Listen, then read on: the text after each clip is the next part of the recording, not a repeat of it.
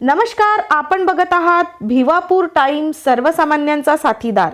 नागपूर जिल्ह्याच्या भिवापूर तालुक्यातील नक्षी येथे आज जनसेवेचा एक महाकुंभ पाहायला मिळाला। कायदेशीर सल्ला आणि शासकीय योजनांचा लाभ एकाच छताखाली मिळवून देण्यासाठी आयोजित विधी सेवा महाशिबिर व शासकीय योजनांच्या महामेळाव्याला नागरिकांचा उत्स्फूर्त प्रतिसाद लाभला।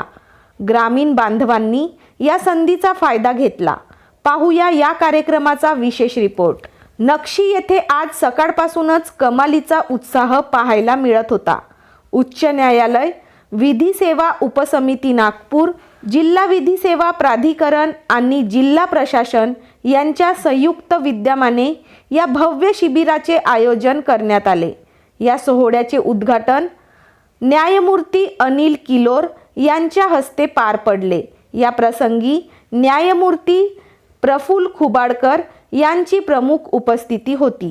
जिल्हा व सत्र न्यायाधीश दिनेश सुराणा यांच्या अध्यक्षतेखाली झालेल्या या कार्यक्रमाला राजकीय आणि प्रशासकीय क्षेत्रातील दिग्गजांची उपस्थिती लाभली। यामध्ये उमरेड विधानसभेचे आमदार संजय मेश्राम, माजी आमदार सुधीर पारवे, नागपूरचे जिल्हाधिकारी डॉक्टर विपिन इटनकर, जिल्हा परिषद सीईओ विनायक महामुनी, पोलीस उपअधीक्षक मस्के, अंकुश खानोलकर यांची प्रमुख उपस्थिती होती। तसेच भिवापूरचे तहसीलदार संजय राठोड, गटविकास अधिकारी चेतन जाधव यांच्यासह विविध विभागांचे अधिकारी व कर्मचारी या मेळाव्यात सक्रिय सहभागी झाले होते।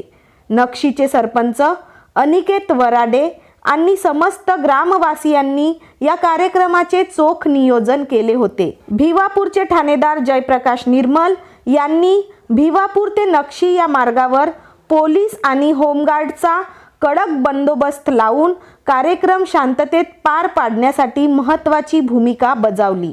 मेळाव्याच्या ठिकाणी कृषी, महसूल, आरोग्य, पोलीस आणि समाज कल्याण अशा विविध विभागांचे स्टॉल लावण्यात आले होते।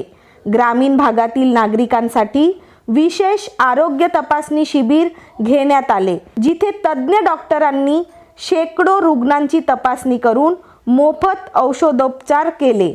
प्रलंबित न्यायालयातील प्रकरणांबाबत आणि कायदेशीर हक्कांबाबत नागरिकांनी वकिलांकडून मोफत मार्गदर्शन घेतले।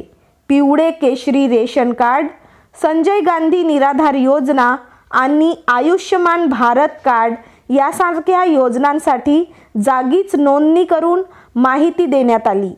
प्रशासकीय आणि न्यायालयीन यंत्रणा जेव्हा थेट लोकांच्या दारापर्यंत पोहोचते, तेव्हा लोकशाही खऱ्या अर्थाने अधिक बळकट होते, हेच आजच्या या मेळाव्याने सिद्ध केले।